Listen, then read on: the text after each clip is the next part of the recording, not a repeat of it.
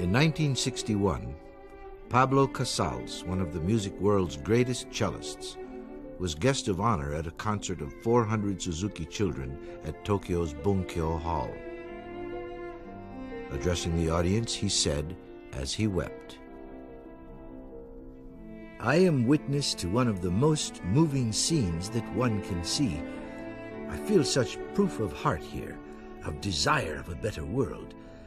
How wonderful to see grown-up people think of the smallest like these, to teach them to begin life with noble feelings, with noble deeds. Perhaps it is music that will save the world." These are the Suzuki children, trained from infancy to hear and feel the most sublime sounds. They are imbued with faith in themselves and in life. They wake to music, hear it throughout the day, and are cradled by it at night. Music becomes their language, spoken with the joy of accomplishment, nurtured by love.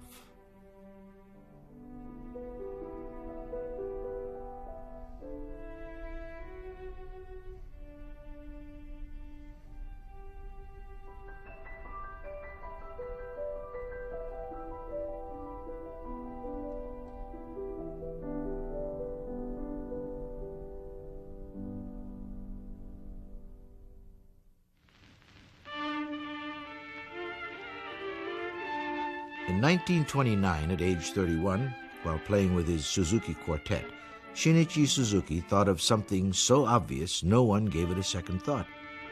Infants of every nationality utter the same sounds, yet in a few years, each masters the intricacies of the mother tongue. This revelation led Suzuki to explore the potential of environment. In the beginning, his first students shared one tiny violin. Today, Dr. Suzuki's teaching methods have indelibly touched hundreds of thousands of families throughout the world. Well, in 1958, I went to an American String Teachers Association meeting at Oberlin. And following the meeting, one of the teachers at Oberlin brought in a Japanese pre-ministerial student who was there, and he said, "This young man has a film from Japan which he'd like to show. Would you like to see it?" So three of us, Clifford Cook, Robert Klotman, and I, looked at this film, which showed about 750 Japanese children playing the Bach Double Concerto together. And as an old veteran string teacher, I was quite skeptical, and I asked him many questions about it. He said, "Well, if you believe these children aren't doing what they seem to on the film, why don't you go to Japan and find out, because no American teacher has been there so far." So in 1959, I took a trip to Japan. I guess one tends to remember first experiences, but when I got off the plane at Haneda Airport and drove into Yokohama, I was greeted at the door by about 275 children playing the Vivaldi G minor concerto. And of course, I have to say, the tears just came to my eyes. I mean, I couldn't believe the sound I was hearing. And I was used to teaching violin and hearing the somewhat scrubby sounds of beginning mixed string classes in this country, and that sound was unforgettable. Suzuki spent many years developing his theories on talent education. He describes his method as a fledgling nightingale is taken from the nest of wild birds and placed in the company of a master bird. He listens to the warbling of the master bird, and within a month he is singing just as beautifully. So it is with children.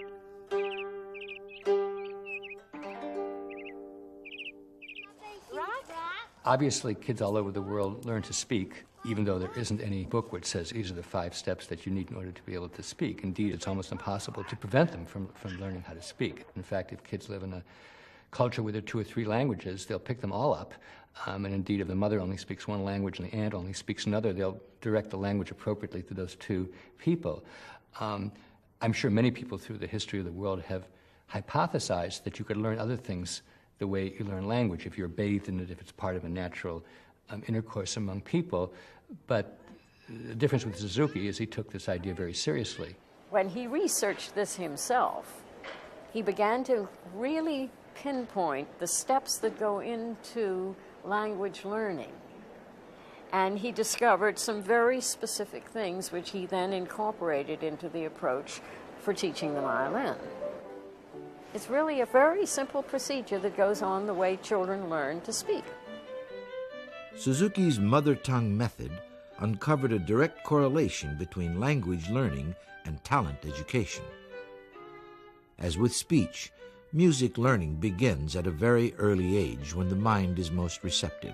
Young children naturally possess an insatiable thirst for learning, which has the potential to develop into great ability. Talent education, just like language development, is dependent on parental involvement. Early on, the parent learns to play the instrument along with the child, stimulating the child's desire to imitate. As the child's desire to play grows, parental support and praise remain critical to the child's overall development. In a spoken world, the sights and sounds of the surrounding environment motivate children to produce their own sound. Shaping the environment with music is equally essential in developing the child's desire to create music. The process of creating any sound relies on developing the ear. This underscores the importance of listening to music while learning to play. For instance, Suzuki students regularly listen to expert recordings and are encouraged to imitate what they hear. The success of these concepts lies in the understanding that all children can learn. This concept is grounded in the belief that all children, not just the talented, or those genetically gifted, or the musically inclined, but all children can learn.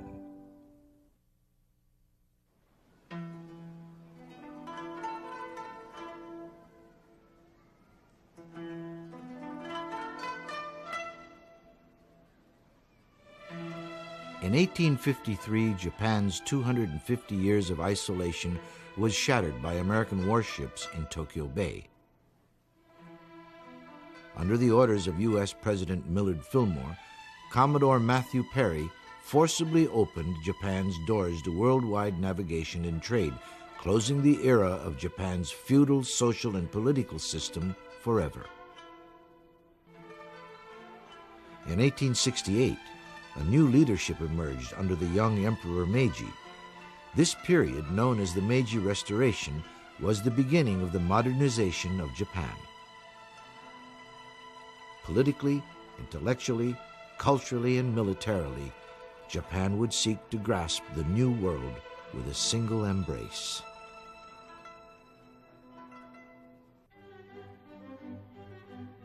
Art was to become one of the most compelling and exciting imports to Japan.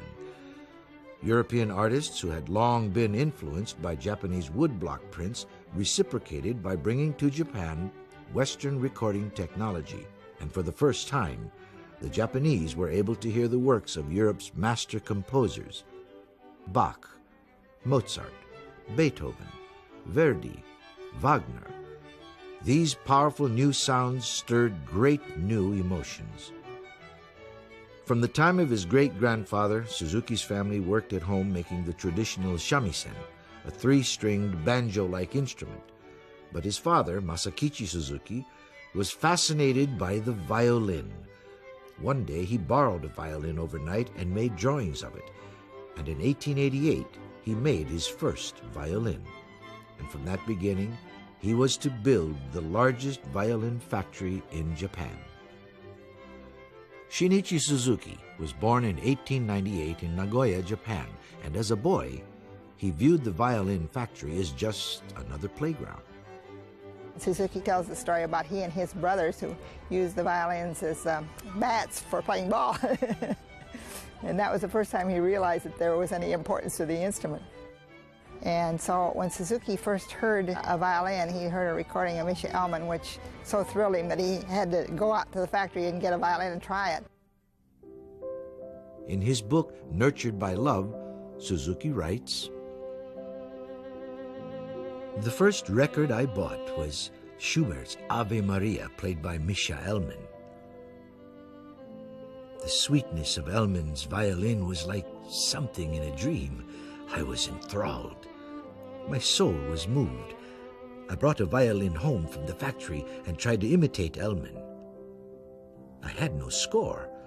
I simply moved the bow, trying to play what I heard. I did this day after day. And finally, with great perseverance, I learned to play.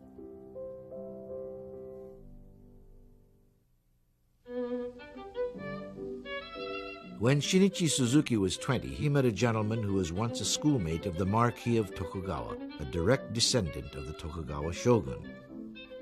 Suzuki was invited to join the Marquis's biological research team. He took along his violin, and together with renowned pianist Nobu Koda, they gave evening concerts for the Marquis and his research team. The Marquis invited Suzuki on a year-long tour of the world. Then fate handed him the opportunity to fulfill his most ardent wish, to study the violin in Germany. Barely turned just 22, Suzuki's life was about to make a sudden and dramatic turn.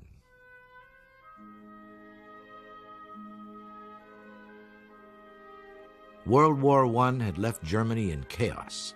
Its people faced hunger and catastrophic inflation. But rising above it was Berlin, the cultural mecca of Central Europe.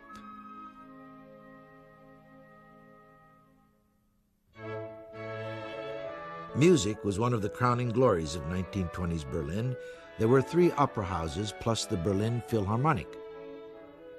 Among older musicians like Busoni, there were emerging young stars: Fritz Kreisler, Rudolf Serkin, Bruno Walter, Otto Klemperer, Arthur Schnabel, and Alban Berg. While in Berlin, Suzuki went to concerts virtually every day. He once wrote, "I went to hear everybody from famous performers to young artists, looking for someone of whom I could say, 'This is the man I want for a teacher.'" Just as he was at the point of moving on to Vienna, he attended the Klingler Quartet concert at the Sing Academy. In Karl Klingler, a student of the great German violinist Joseph Joachim, Suzuki found the spirituality he was looking for. "I heard the Klingler Quartet play Mozart, and something very strange happened to me. I seemed to be drawn into Mozart's spirit. I was not conscious of anything, not even my own being. Sublime, ecstatic joy had taken over my spirit. Through sound, I had gone beyond the limits of my physical being. Without introduction, and in English, I hadn't yet learned German, I wrote Klingler a note. 'Please, take me as your pupil.'"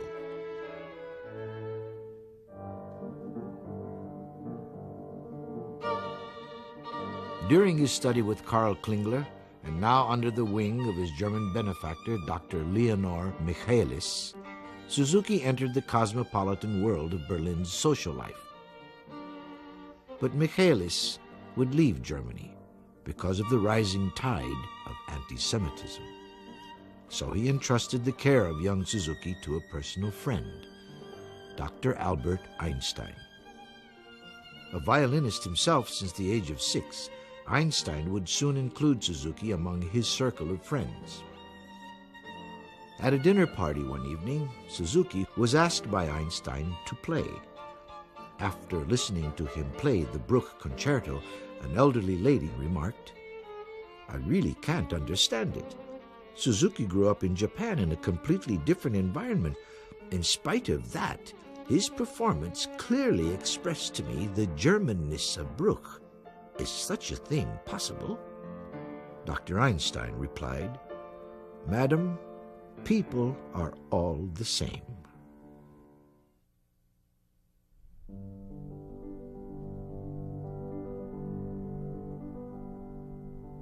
On another occasion, a piano recital, Suzuki met Waltraud Prange, a beautiful 17-year-old Fraulein from a prominent musical family. In one of these home concerts we met. He was invited, I was invited, and Suzuki was there. And then he said, "Could he take me home?" And I thought, well, yes, So then he took me home and he said he wants to meet my family. And I told him, well, my father is deceased, but he is welcome to meet my mother, brother, and sister. And so he came the very next day. And then he came very, very open, you see. And we had home concerts too. My brother played the violin, my sister piano, and I was singing. So Suzuki liked that very much. During their courtship, Waltraud and Shinichi went to concerts together almost every night and were serenaded by some of the world's greatest musicians. Our whole family liked him very, very much, you see. And after 5 years, when we decided to get married, you know, my mother was, in a way she was pleased, in another way she was very sad that I go so far away. And we didn't know anything about Japan, you see. And of course, the other relatives, I mean aunts and uncles, and they came and told my mother, how can you, allow that? And oh my golly, finally I was so upset. I said, well, I will marry him and I will be happy without you. The large Catholic church where the ceremony was held was filled to capacity.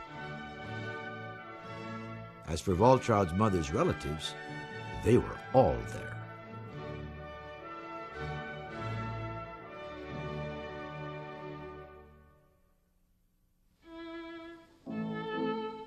Only 4 months after the wedding, a cable arrived asking the newlyweds to return to Japan. When they arrived in Nagoya, the entire family, except for Suzuki's parents, was at the station to welcome them. Waltraud, who didn't know a word of Japanese, just tried to smile. The Japan the Suzukis returned to was deep in economic depression. Almost simultaneously, Suzuki's mother died. His father lost his money in the great stock market crash of 1929, and virtually their entire world collapsed. Throughout the Depression, Suzuki earned a modest living through music. He formed a respected family quartet and would tour with his brothers. He gave violin lessons to young students, and like the cultural ambassadors of the Meiji era, he shared his knowledge of Western music with all of Japan. It was during this period, before World War II, that Suzuki would first identify the educational principles that would become the central focus of his life.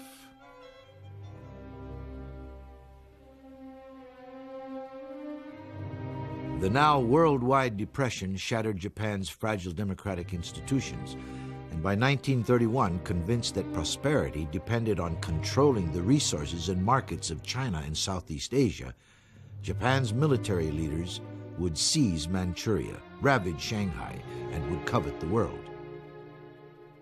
The only remaining obstacle to Japan's drive for control over all of Asia was the United States.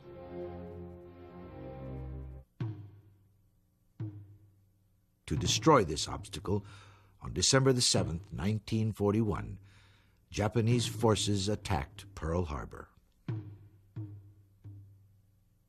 Finally, August of 1945, the world's first atomic bomb was dropped on Hiroshima, and then again on Nagasaki. 200,000 people were killed in a moment. Japan unconditionally surrenders.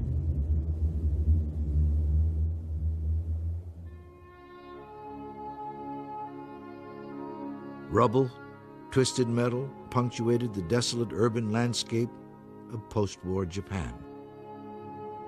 But with quiet determination, and of all things, aided by her enemy, the United States, the Japanese people began the seemingly impossible task of rebuilding. The war was over, but not the problems. Suzuki had become ill from poor nutrition during the war, and he went to Matsumoto, a remote mountain village, to recuperate while Waltraud moved to Yokohama to work at the American Red Cross. In Matsumoto, Suzuki was offered a place to start a music school. But he declared, I am not interested in doing repair work on people who can play already. What I want to try is infant education. I want to teach small children not to turn out geniuses, but through violin playing to extend the child's ability.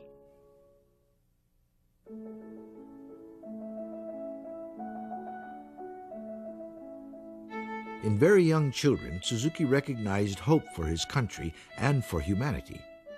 He saw an opportunity to start fresh, not on the repair of previously learned mistakes, but on the blank pages of innocent young minds.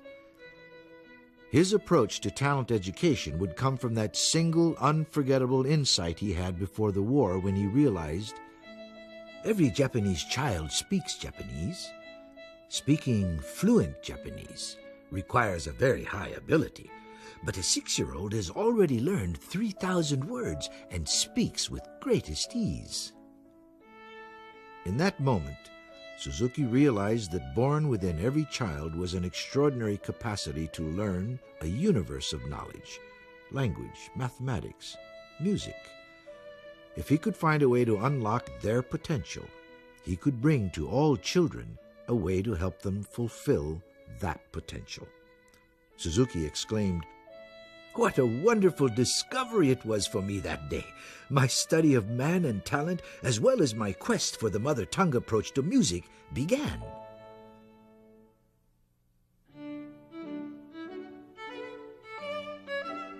Suzuki's first students were very young. In 1934, his little pupils gave their first public performance. 4-year-old Koji Toyoda played Dvorak's Humoresque to an amazed audience. The media focused on the exceptional virtuosity of these young pupils with headlines like, "Genius is revealed." Suzuki felt that missed the point. He said, "All children can learn. In our school, they are accepted on their willingness to participate. We have no entrance exams." During the war, music studies were interrupted. Koji Toyoda and his family left Tokyo to escape the bombing, but when the war was over, Suzuki learned that Koji's parents had been killed. Going to great lengths to find the boy, the Suzukis took Koji, now a teenager, home and made him a part of their family. That's a very difficult time with war. I lost my father and I lost the contact in this period. And Dr. Suzuki asked whole Japan to look after me. And somebody had heard that and informed me about that. So I went to his home, and here, of course, he became like my father. Koji would follow in his teacher's footsteps to study in Berlin and would later go on to become concertmaster of the Berlin Radio Symphony Orchestra. Dr. Suzuki has greatness of spirit. That means, thanks to his idea, every children are gifted to do something wonderful. And he believed that, and he gave us all to believe it. So you see, there are many, many good violinists, many, many good musicians, and that's a great, great contribution.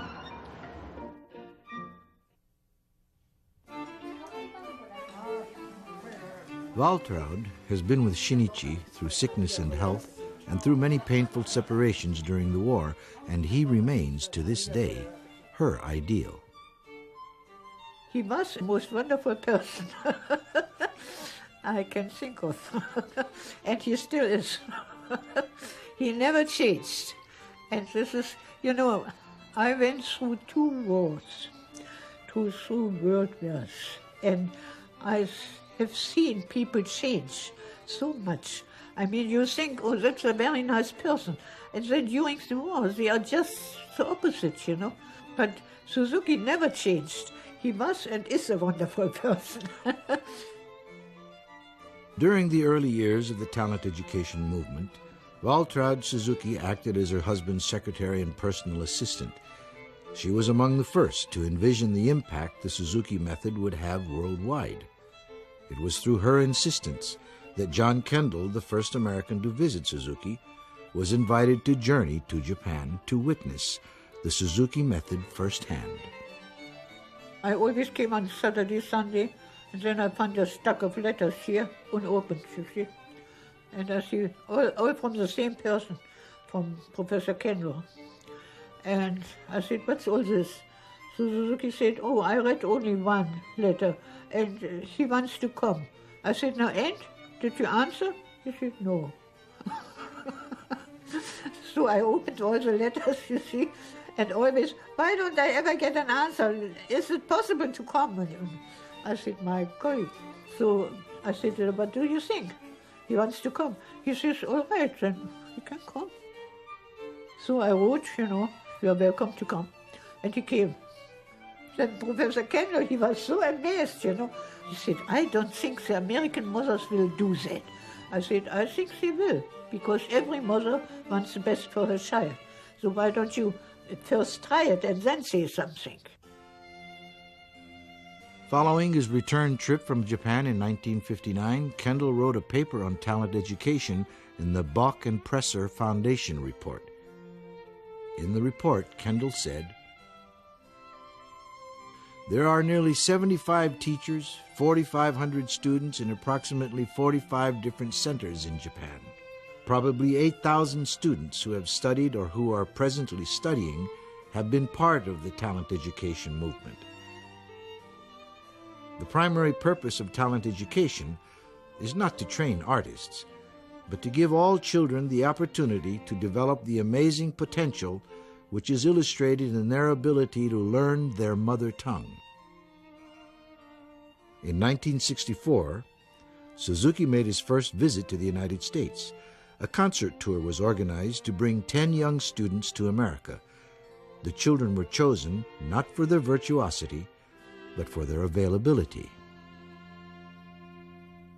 I was a professor of music at the University of Tennessee, and I picked up the international musician, and I saw this picture of the great crowd of Japanese boys and girls, small ones, playing the Bach double concerto, and I thought, I wonder what that sounded like, but that sounded horrible. So I went to the 1964 Music Educators Conference, in which they had invited Suzuki to bring 10 children over to perform. And then when those children played, I just said, we've got to find out all that we can about this. He had a little 7-year-old, for instance, get up and play Veracini Sonata, and I happened to be playing the Veracini Sonata myself on recitals that year, and I listened in amazement, thinking she's playing that almost as well as I am, and she's 7 years old, and I haven't a child I've ever taught who could do this.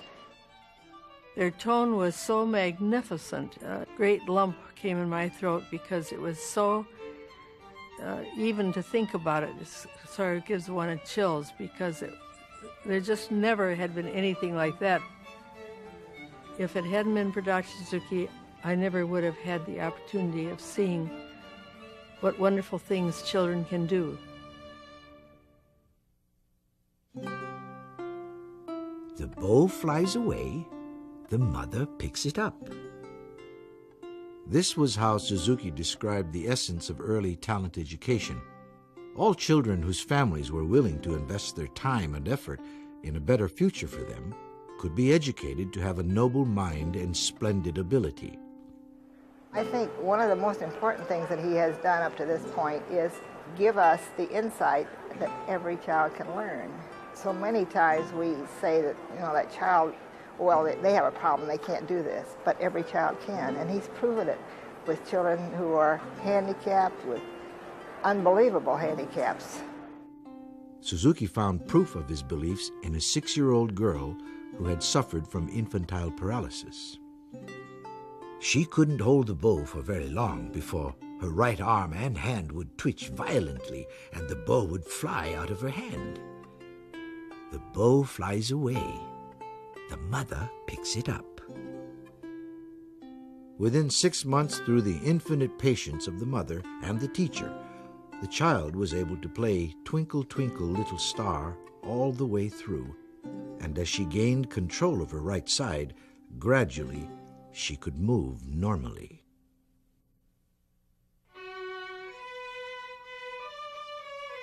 As a thalidomide baby with stunted fingers on her left hand, Mika Maki's future seemed bleak. At just 2.5 years old, her life was already burdened by the stigma Japanese society had placed on her unfortunate disability. On a visit to observe her older sister's violin lesson, Mika accidentally met Dr. Suzuki. Suzuki walked her into Miss Mori's classroom and said, "Please, take care of this child. Make her great."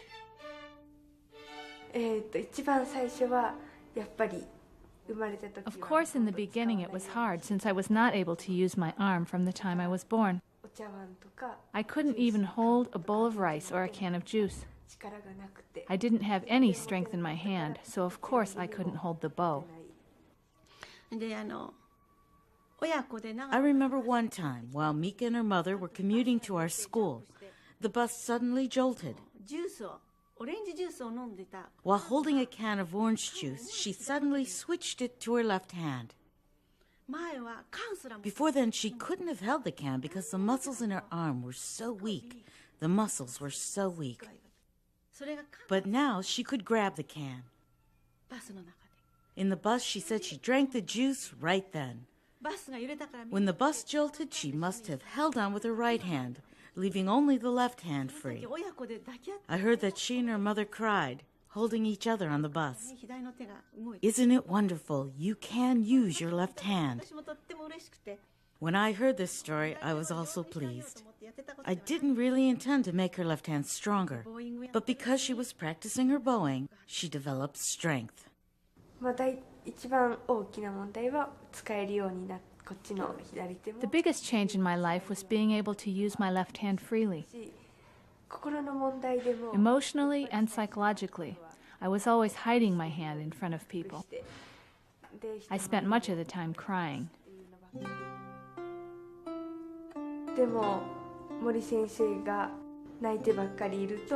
But Miss Mori told me that if I cry all the time, the sound of the violin would reflect my sorrow.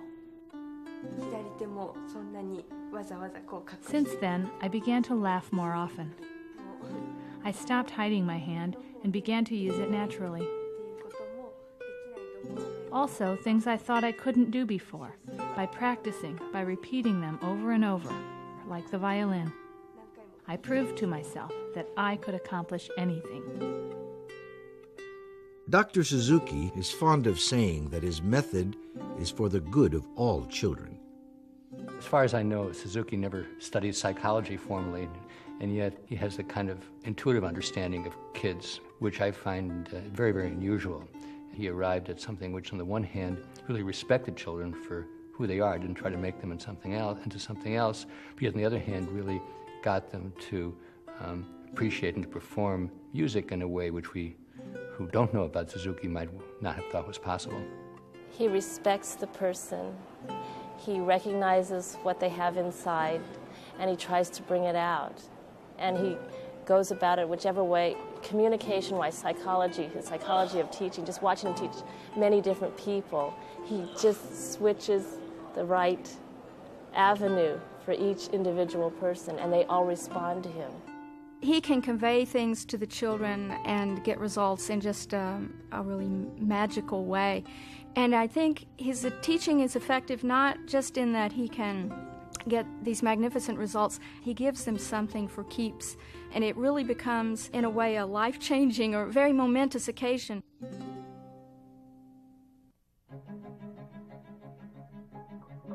One of the first programs to teach the Suzuki method in the United States was a New York State grant project called Super. The summer of '66, we got $30,000 from the National Endowment and from the New York State Council of the Arts. And we named the project Project Super. SU stood for Suzuki, of course. P was for Penfield, one of our quite affluent suburbs. E was Eastman, and R was Rochester. So from all these areas, teachers were called and asked if they would like to participate in this experiment. Because one of the objectives of this project was to see if it was feasible in several different situations, that is, in the affluent suburbs at Eastman, which was like conservatory type of school that drew students from every area, and also in the Rochester public schools. So our adventures began, and of course they were very exciting, and the impact was interesting. It seemed to gather force. After the American String Teachers Association brought the first Suzuki children to the United States in 1964, the Suzuki method spread rapidly. In 1971, the Suzuki Association of the Americas was formed. It included all of the Western Hemisphere. In 1975, the first international conference took place in Hawaii. A series of international meetings followed with the countries of Japan, the United States, Canada, Germany, Australia, Korea, and Ireland, serving as hosts to the Suzuki Method World Conventions.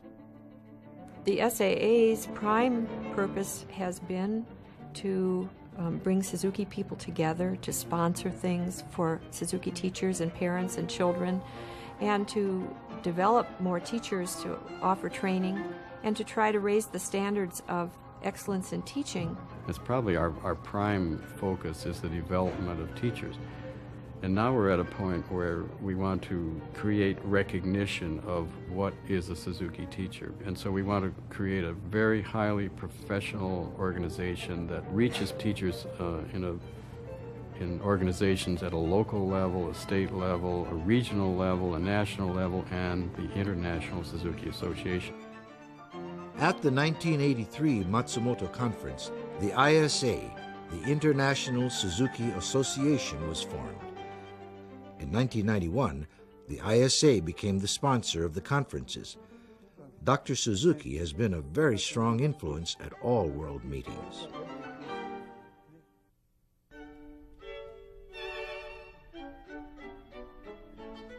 After World War II, America viewed Japan as a source for cheap miniaturized goods and inexpensive cameras. However, imitation would soon give way to innovation, and Japan would make major strides in the fields of electronics and automotive manufacturing. And imitation was considered an early step toward creative development. Everything we know about the mind of the young child is the young child likes to imitate, likes to get better, and I think it's a perfectly valid approach. I would not dismiss any approach just because it has a fair amount of imitation in it. In the Western civilization, the idea of copying has gotten a bad name over the years. But in all honesty, in the Renaissance, in different art forms, in ballet, in art, copying was a means, what was part of the process. Painter went to the Louvre Museum and copied the great paintings. That is the starting of studying arts, don't you think? Yeah. The Suzuki method is the same thing. If we don't copy the great paintings, great music, you know, we can't make real music based on that foundation. The impressive mass performances of hundreds of children has spurred much criticism from traditional music teachers. Traditionalists often describe the playing of Suzuki students as robotic, mechanically correct, but lacking true musical feeling. We probably emphasize individual interpretation and expression more in the West than in a more Confucian kind of society. But my observation of Suzuki is that one of the most important lessons is that this is a realm in which feeling is appropriate. I've always thought it was very weird in school that we put kids in individual seats and we penalize them for working together, when in the workplace, that's certainly, you want people to be able to work together cooperatively. And I think that Suzuki has been very appropriate in seeing how much of the learning really does take place when you have a wide group. We mustn't forget one fundamental concept here, and that is we are in the communication business, first and foremost. Music is a unique form of communicating. And so the study of music really is the study of how to translate the language of music, which everyone responds to, and incorporate them into yourself in a way that someone else can feel them on a musical level. And that's a very sophisticated learning process. The giants have an ability to communicate on a spiritual level, to help one through this translation process. One such person was Dr. Suzuki himself.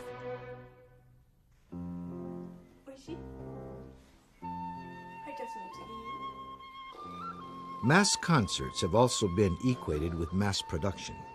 Yes, Suzuki often uses group lessons to help children learn by example, but training is still individual in the classroom and at home. I believe that the heart of Suzuki instruction is individual. Dr. Suzuki believes very much in the individual child's ability, in not measuring that child against any other child. Your best yardstick for measurement is that child himself or herself. The instruction even has its own support system. The parent, who is the home teacher, is right there in that private lesson situation, so that can hardly be anything I can think of that's more individual. The advantage for the children of playing together in groups is the support they get from one another and the fun that they have. This repetition, whether it's performance or a group class, is not the heart of their instruction, but it allows permanence through exercise. You get the instruction yourself, but you're seeing somebody else get taught, and you're hearing these ideas being processed, and you see how it happens for them. And this accumulates into a bank of experience that you haven't lived long enough to have done that many times yourself. All those things take seed, and then with the watering of the individual instruction, they begin to grow, and pretty soon they've bloomed, and you have something wonderful.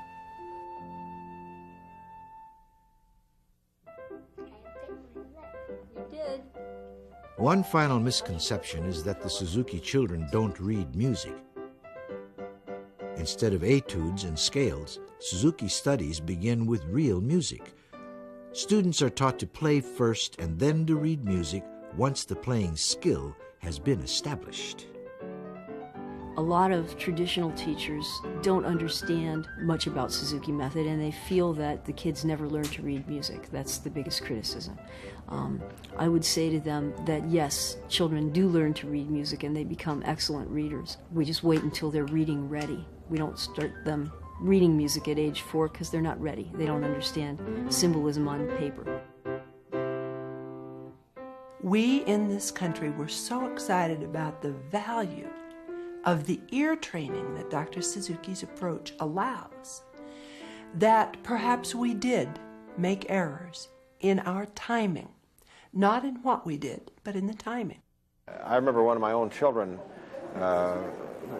we delayed his reading longer than we should have, and so he was put in an orchestra in 7th grade, like in 3rd violins, because he couldn't read that well. But he was concertmaster by Christmas. And I said, I'm sorry you went through that. And he said, oh, it's all right. He said, I'll tell you one thing. It's a lot easier to learn to read than it is to play the violin. Western teachers have been quick to add music reading and theory to the Suzuki curriculum. The required technical training is inherent in the Suzuki violin repertoire through a system of 10 instructional books.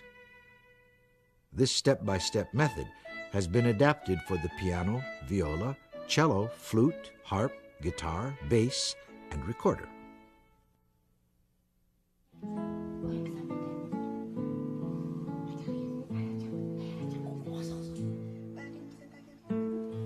The basic tenets of the mother tongue method differ from traditional methods on a number of levels.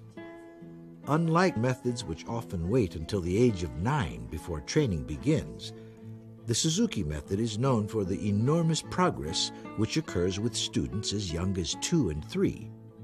Well, one of the things we know now from lots of research is that the human brain is extremely flexible in the first months and years of life, and the kinds of connections that can be made, and even the number of connections that can be made, is integrally tied to the richness of the experience that the organism has. So what a rich kind of bathing, which is the way I think about Suzuki and music, is in the early years of life, is it's sort of a daily tonic for the nervous system, and that investment in early age is very, very profound. Suzuki intuitively knew that 50 years ago, and that comes about if the attitudes are developed in the first 3 years of life. So that's why I feel it is so important that we look beyond what has happened in the Suzuki music field and take these ideas into the whole child's education. All Suzuki students begin their training by learning the international bow. This signals the beginning of the lesson and demonstrates respect between the teacher and the student. The child is then taught to stand quietly and focused through a full chorus of Twinkle, Twinkle, Little Star. By the time Suzuki students have studied for several years, they have memorized 2 or 3 hours of music, and the numerous pieces are refined and remain at the students' fingertips. That's a low sound. Yeah, let me hear it. In traditional instruction, ear training is often delayed until the child is fluent in musical notation, but the Suzuki method teaches pitch recognition and rhythm from the very first lesson. I think it's the most important thing, the training of the listening, of learning how to listen to music and how to listen to yourself. And I think having a lot of ear training early on in music lessons is very good, because we need to learn to listen, not only to other people, but we need to learn to listen to ourselves so that what we're playing is what we mean from inside. A strings, go. Do I do now? Yeah, go ahead. Though most educators agree that introducing music into the environment at infancy is a positive gesture, Suzuki equates early exposure to music as planting the seed of ability. Parental involvement in this environment further differentiates the Suzuki method from traditional thinking. It's a total three-way proposition between the teacher and the parent and the student, and that gives a lot of strength to it. And it also gives a uniqueness to this movement which is not always there in traditional teaching. My colleagues used to say, if you could just keep those parents out of this, I might be able to teach the kid. And that's a way of thinking about which is quite inimical to our approach, which is you get everybody involved in a common purpose. Well, what it was, I mean, our life was what Suzuki is talking about is music from before birth and after birth, and I saw it happen. I didn't ever think of being any different, but this must have been in about 62. Bill, he would have been 3 years old, and his little brother would have been 1, and they were watching Captain Kangaroo in the living room, and I was working in the kitchen, and all of a sudden I heard all this yelling and come quick, and so I came in and I saw this original film from Japan, and I had been a traditional teacher for quite a while by this time, and so then it was like like a James Bond movie, being a spy, trying to find out how to find out about this method.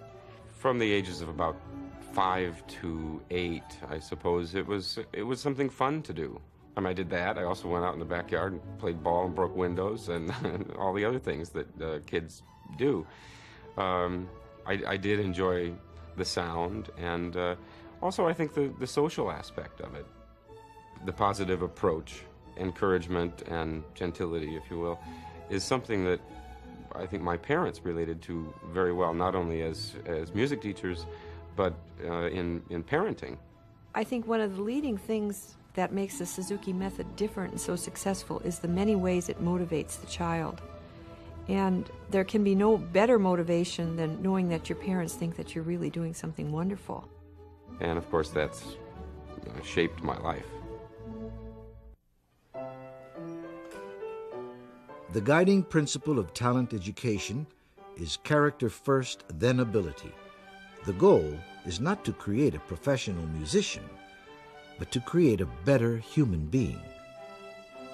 I feel that any parent involved with what their child does in the nurturing stages keeps them growing as a person.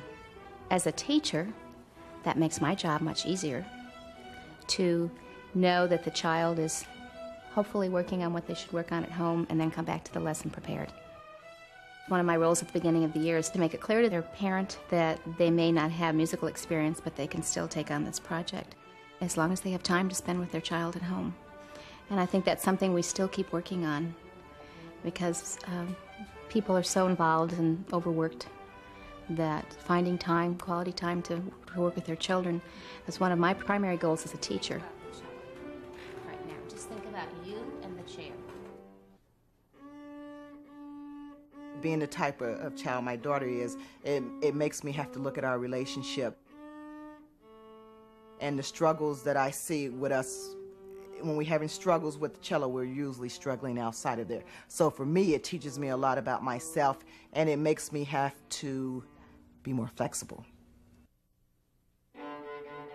I look at it in several different ways. First of all, what I think it does is help her to be disciplined, and I think she really needs that. And I think most children need to learn that there's something in life you consistently have to do.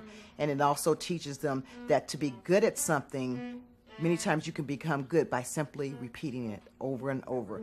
And so to me, I don't care if she plays in the symphony orchestra. I mean, that's one of her goals among many other ones. But to me, if she can just play for relaxation when she's older, or play for her own pleasure, or play if she has children for them, it would be well worth it. Suzuki says, everyone concerned with the development of the child must be of one mind and one spirit. The child will absorb something of the feeling, grow to be more feeling adults, and consequently make a kinder and better world within his or her reach. Music is like Bible. Musicians are missionary. Dr. Suzuki must have been acting as a great missionary to convey God's word. This is an extraordinary man, and we mustn't forget Dr. Suzuki, the man himself, this extraordinarily charming, grand communicator. There is no question when you're in his presence that you're in the presence of a great man.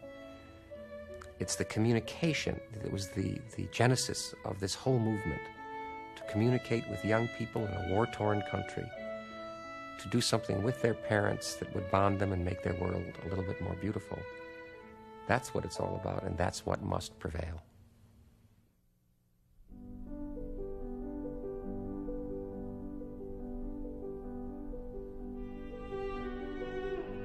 Pablo Casals was 75 when he went to Japan to hear the Suzuki students play. He said, "Music must serve a purpose.